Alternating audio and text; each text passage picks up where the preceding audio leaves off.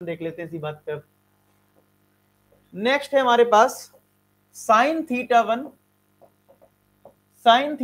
Plus sine theta two plus sine theta three.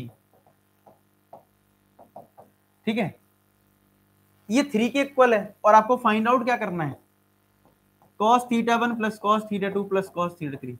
यार इस question को समझाने के लिए ना मैं थोड़ी औकात की बात करता हूं, तो बुरा मत मानना, मैं थोड़ी औकात की बात कर लेता हूं।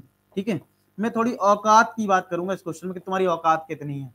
जिसे इसको समझने के लिए बहुत सिंपल सी चीज है, मैं एक तरीका बताता हूं, समझना बात को। तीन फ्रेंड है, इन तीनों फ्रेंड के मैक्सिमम से मैक्सिमम एक नंबर आ सकता है मतलब इसका भी एक नंबर आ सकता है मैक्सिमम, इसका भी एक नंबर मैक्सिमम आ सकता है और इसका भी एक नंबर मैक्सिमम आ सकता है। अब मैंने बोल दिया तीनों से तुम तीनों के मुझे सम जो है वो 3 मार्क्स चाहिए। क्या चाहिए मुझे, तीन लड़के थे, ठीक है, पढ़ने में बिल्कुल समझ लो एक नंबर आ रहा तो क्या ही है, तीनों के मैक्सिमम एक नंबर आ सकता है, इनकी औकात इतनी है। इन 3 स्टूडेंट्स की औकात सिर्फ इतनी है कि एक एक नंबर आ सकता है सबका।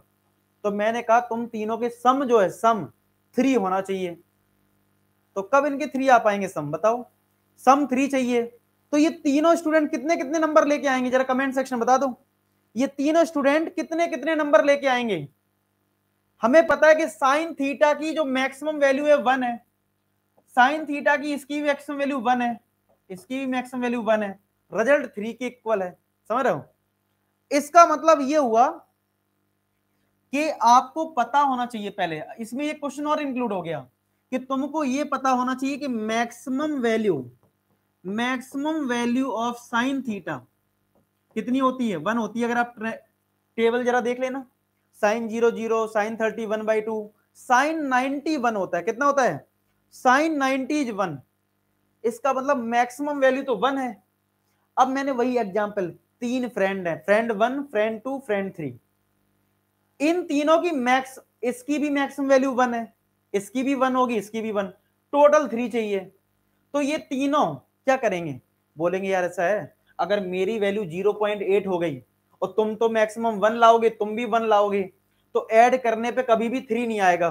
तो ये क्या बोलेगा दूसरा वाला दोस्त, कहेगा मुझे भी 1 होना पड़ेगा। ठीक है, समझ रहे बात को। यानी किसी को भी आप कम नहीं कर सकते हो, किसी को कम कर दिया, मान लो तुमने इसको कम कर दिया 0.2 कर दिया, तो क्या अब इन तीनों का सम 3 हो सकता है, नहीं हो सकता है। तो इसका एक ही केस बनता है, इसका एक ही केस पॉसिबल है कि साइन थीटा 1 की वैल्यू भी 1 होगी, साइन थीटा 2 की वैल्यू भी 1 होगी और साइन थीटा 3 की वैल्यू भी क्या होगी, 1 होगी, सब 1 होगा। समझ रहे हो, और अगर सब 1 के इक्वल है इसका मतलब थीटा 1 90 डिग्री, थीटा 2 भी 90 डिग्री और थीटा 3 भी 90 डिग्री। समझ रहे हो, तीनों के तीनों 90 डिग्री होंगे, थीटा 1 थीटा 2 थीटा 3।